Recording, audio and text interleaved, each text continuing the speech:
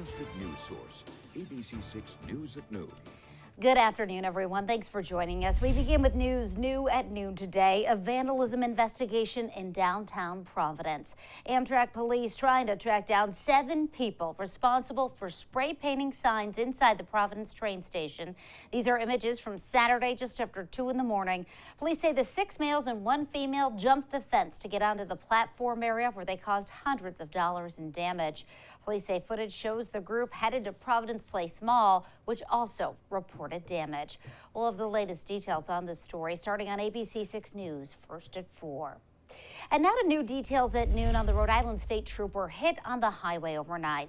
State police say that trooper was responding to a crash around 1 a.m. on 95 South at Route 37 in Warwick. 3 lanes of the highway were closed for the investigation, and that's when another car rear-ended the trooper's cruiser with him inside. The driver, 36-year-old Christopher Warner of Coventry, was taken into custody for driving under the influence. The trooper was treated at the hospital and released. And now to the weather as we take a live look outside this afternoon with our sky cam. Another day with plenty of sunshine out there. Chelsea's in the Weather Center with your first forecast. Hi, Chelsea. Okay, Doreen, yeah, a beautiful day outside right now. We are looking at sunny conditions, but those clouds are slowly starting to creep in. It's a warm day. Once again, temps are sitting in the upper 70s, but that breeze is starting to pick up out of the west-southwest, coming in around 13 miles per hour. Dew points are slowly starting to climb, and we do have changes underway as we head through the remainder of the day and especially overnight. Temperatures inland in the upper 70s and even low 80s up in Norwood right now. Much cooler at the coastline, only in the upper 60s for westerly for Block Island. Newport sitting at 70 degrees, and that's because of that breeze starting to pick up from the west-southwest. Satellite radar image is quiet for now, but a much wider view shows you clouds, thicker clouds, especially moving into western Mass and western Connecticut, and those clouds will be increasing over the course of the day today. Eventually, rain moving into the area, but not until overnight. So what you're looking at is kind of a downward trend in temperatures over the course of the afternoon as those clouds really thicken up and the breeze picks up. Overnight, we see overcast conditions up until about midnight, and then rain starts to move in. I'll have much more in just a few minutes. Doreen? All right, Chelsea, thank you. And news now from our schools. The principal of Wyman Elementary in Warwick has resigned. Ron Celio submitting a letter to the superintendent on Monday. Celio was placed on leave April 8th after allegedly restraining a student, which led to an investigation. The superintendent was calling for him to be fired. Celio maintains he followed protocol in the incident in question. His resignation is effective immediately. Celio served as principal at Wyman for 10 years. Another ballot proposal, this one to build 2 new high schools in Warwick. It's on its way to the General Assembly. The new schools would replace Tollgate and Pilgrim. The cost of the project, $350 million. The city is looking to secure the funding through bonds and money from the state. The Warwick City Council passing the plan Monday night. Now the General Assembly will decide if it makes it to the ballot for voters later this year. And the Rhode Island Senate will vote today on a resolution for a regional school district in Newport and Middletown. Under this proposal, it's expected that the schools will remain the same, but the administration will be regionalized. If passed by the General Assembly, then the measure would be on the ballot for voters in November. A House committee will also hear the measure today. And in political news today, voters in Providence heading to the polls for a special election. They're voting on whether to approve a $500 million bond to help recover the city's pension fund. ABC6 News reporter Yanni Tregelis is live in the newsroom with more on that. Yanni? During Providence voters hitting the polls today for a special election to help replenish the city's underfunded pension system. And while we didn't see many voters out this morning, the ones we did talk to say they are hoping for change to save their futures. Voters in Providence hitting the polls Tuesday to answer the question if they support the city taking out a more than $500 million bond. The money would help replenish the city's pension system, one of the lowest funded pensions in the country.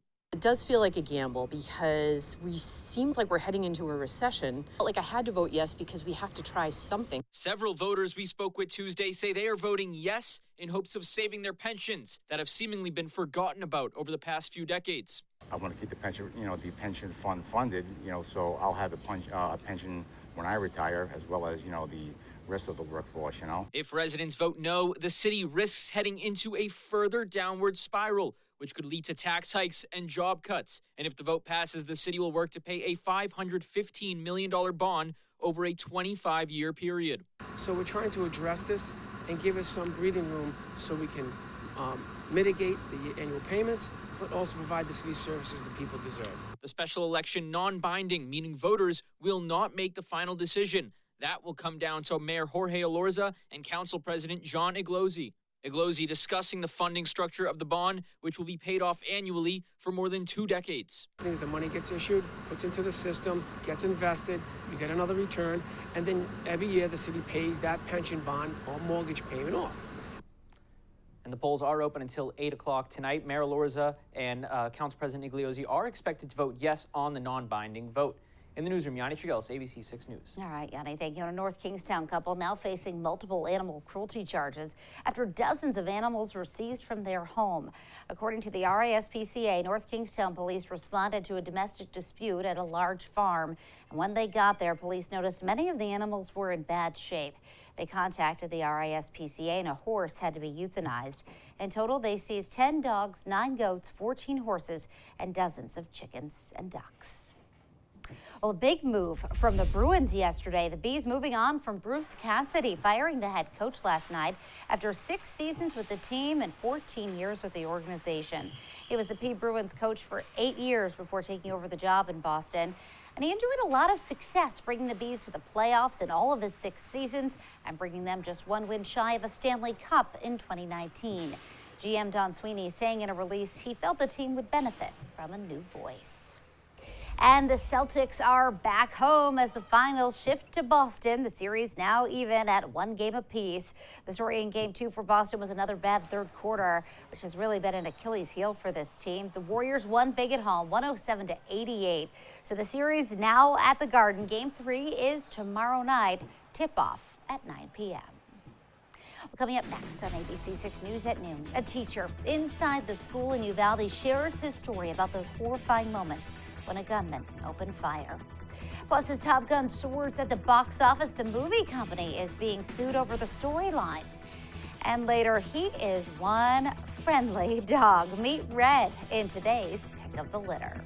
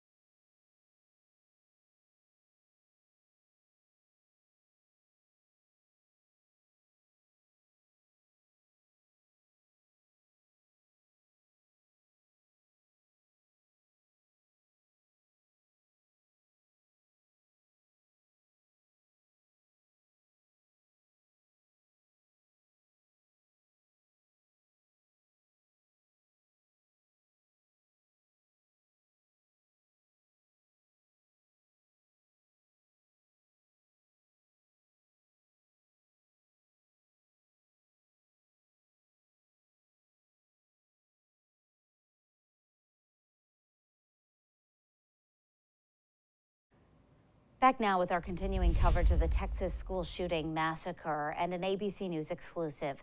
A teacher who survived the Uvalde shooting is speaking out about the horrifying moments when a gunman opened fire, killing 19 children and 2 teachers. ABC's Rena Roy reports. 4th grade teacher Arnulfo Reyes says Tuesday, May 24th began like any other day at Rhode Elementary School. It was our typical morning, and it was going to be a good day because it was going to be our day of awards. Instead, it's a day that now marks the 2nd deadliest elementary school shooting in U.S. history. 19 children, 2 teachers shot dead. Reyes says some students went home after that award ceremony, but 11 from his class stayed behind to watch a movie. The kids started asking out loud, Mr. Reyes, what is going on? And I said, I don't know what's going on, but let's go ahead and get under the table.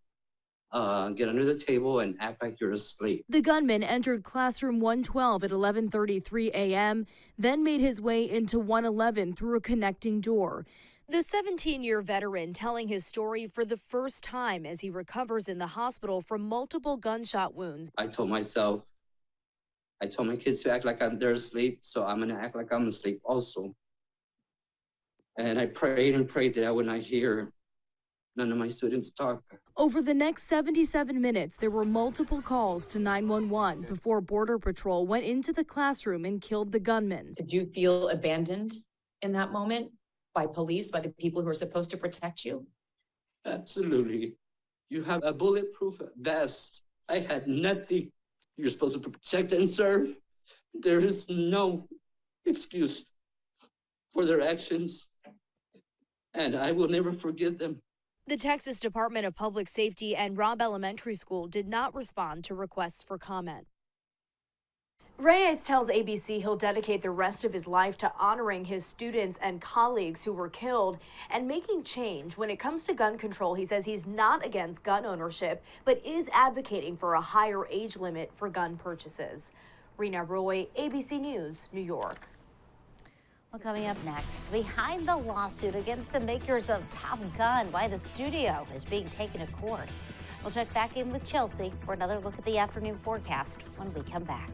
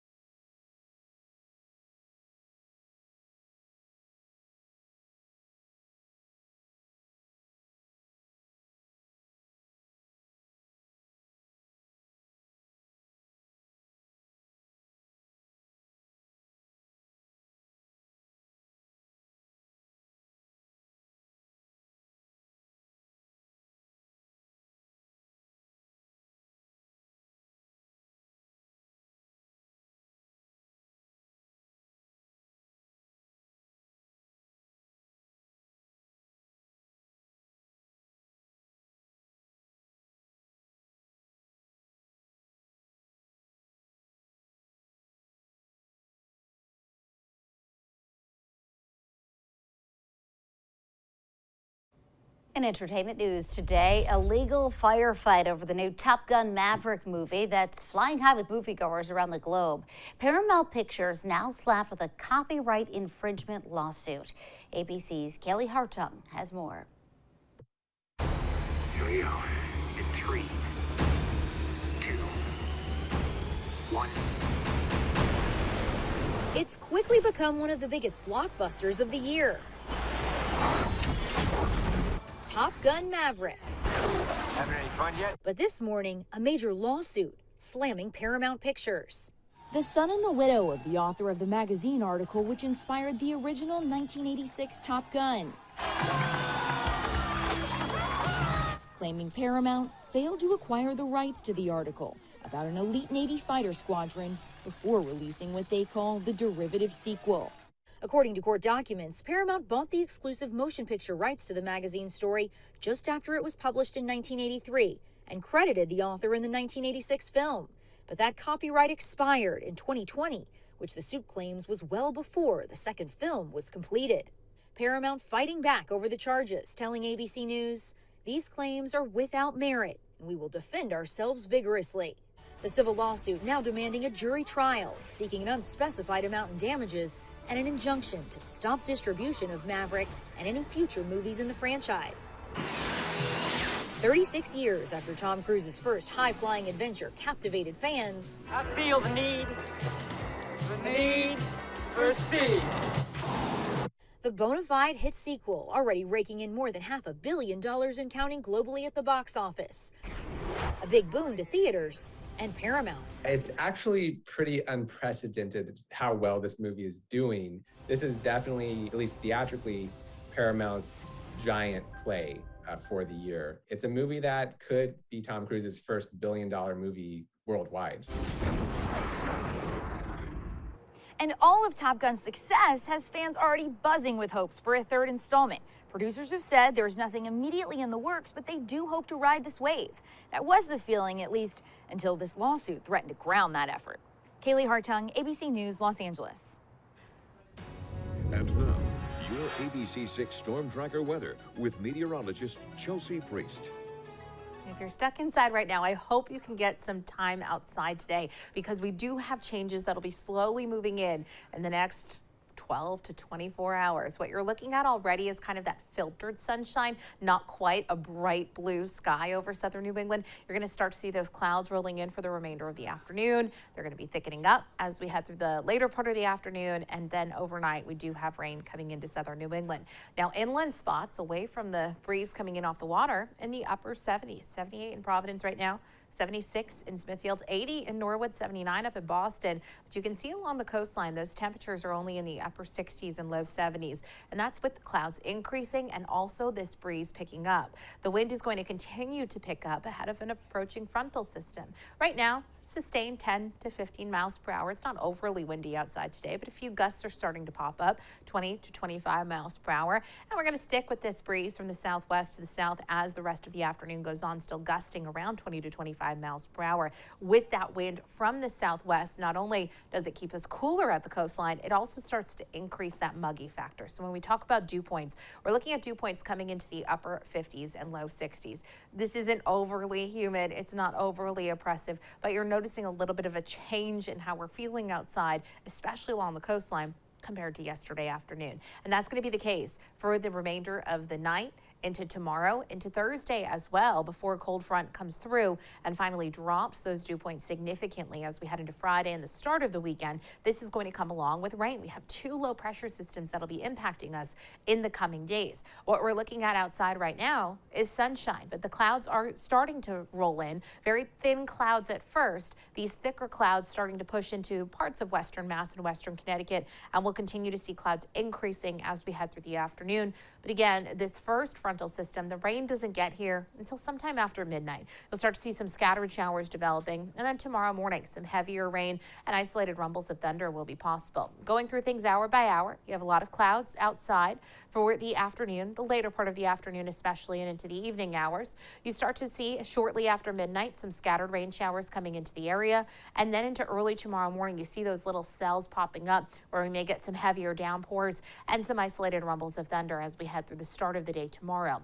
And we should dry out as we head through the later part of the morning and into the afternoon. This cold front comes through. It doesn't necessarily drop the humidity levels or drop our temperatures at all because the next low pressure system moves in very quickly, and you see clouds overnight into Thursday morning. During the morning hours on Thursday, you're looking at pockets of some heavy rain falling, some isolated rumbles of thunder continuing through the later part of the morning and into the early afternoon. Some lingering showers out there even into Thursday later in the day. But from there, we finally start to dry out and clear out, and we'll get brighter into Friday. Now, we do need some rain. We're dealing with some drought conditions outside, and it does look like we'll get a soaking rain depending on where some of those downpours set up between the those two systems. So we have tomorrow morning's rain and then another round of heavy rain into Thursday. So when all is said and done, some spots could get up to 2 inches of rain. It all depends on where some of that heavy rain sets up. So we'll go with 1 to 2 inches for much of the area, depending on those downpours. The other nice thing about some heavy rain, we finally get some relief from the pollen. People suffering from allergies, it's been tough. We have pollen everywhere on top of the car. It's pointless to even clean it off. High levels still today, but Wednesday, Thursday, and even into Friday as we start to dry out, the pollen counts will remain a little bit lower, a little bit more manageable. Increasing clouds through the afternoon. It's a breezy and still warm day, upper 70s inland, again cooler at the coastline. The breeze will be picking up out on the water, some gusts around 20 knots, high tide at about 2:30 this afternoon. Tonight we're cloudy through the evening. After midnight, scattered rain starts to move in, and we have rain and thunder by early tomorrow morning. That continues through the morning hours tomorrow, on and off, scattered, and then we have some afternoon drying. I don't think we get super bright tomorrow afternoon because that next system comes in with rain and some heavy downpours for Thursday, clearing on Friday. Another round of rain possible into the weekend. Doreen? All right, Chelsea, thanks. Well, Pick of the Litter is next at noon. Today, meet Red, a lovable young dog who likes to give hugs. That's next.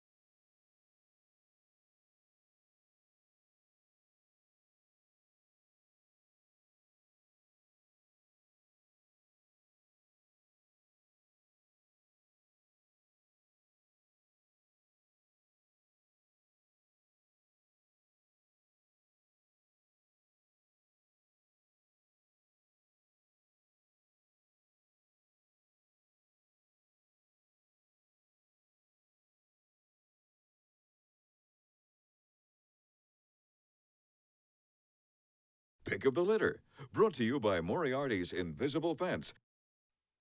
Welcome back. It's Tuesday. That means it's time for Pick of the Litter. Wayne and Katie are here today, and you have brought Red. And Red's a little vocal. We can hear him a little bit sometimes. I think he's happy. Oh, Red is the happiest guy you're going to meet. Oh. He is a 3-year-old neutered male. He's a southern dog. We brought him up from our partner shelter in South Carolina. He was found roaming. Aww.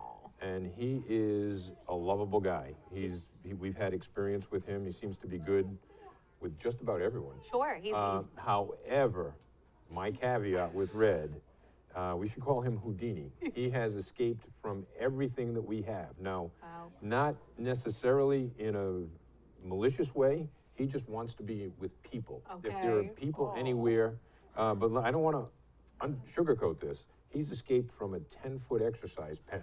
He can climb walls. Okay. So what we're looking for Red is we want to treat him as a post-COVID dog and find him an owner who's working from home. Sure. He just loves being with people. He's affectionate. He seems to be pretty well trained. He's young. We think he's 2 to 3 years old. Very puppyish still. He is. He has those puppy eyes, literally. Just such a handsome boy. That coloring is beautiful.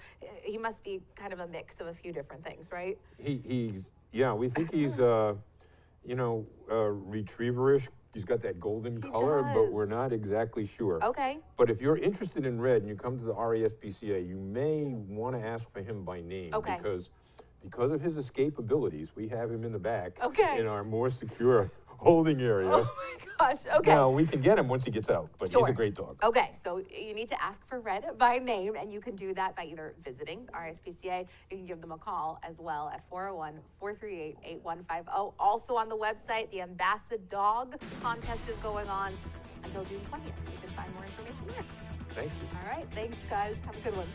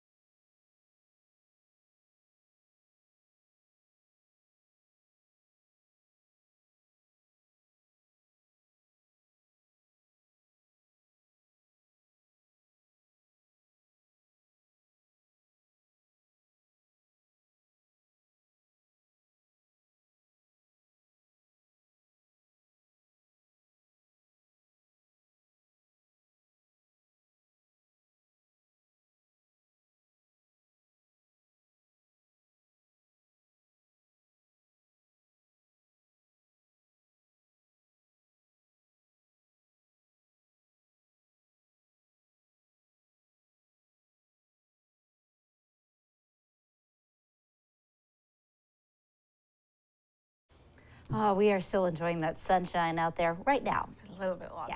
Yes, I know. We're starting to get some filtered sunshine in there. Increasing clouds for the remainder of the afternoon. Overnight, we're dry until up about midnight. Then some scattered showers develop tomorrow morning. We have some rain, some thunderstorms, some heavier downpours, kind of hit or miss. We're cloudy into tomorrow afternoon while we start to dry out, and then we have more rain and some heavy downpours into Thursday. Friday, though, we clear out, and it looks like we'll hover in the 70s for pretty much all of that 7-day forecast. Pretty seasonable. I can already tell the dog's going to wake us up in the middle of the night. Those thunderstorms. All right, Chels, thank you. And thank you for joining us for ABC6 News at Noon. The news continues first at 4. Have a great day, everybody.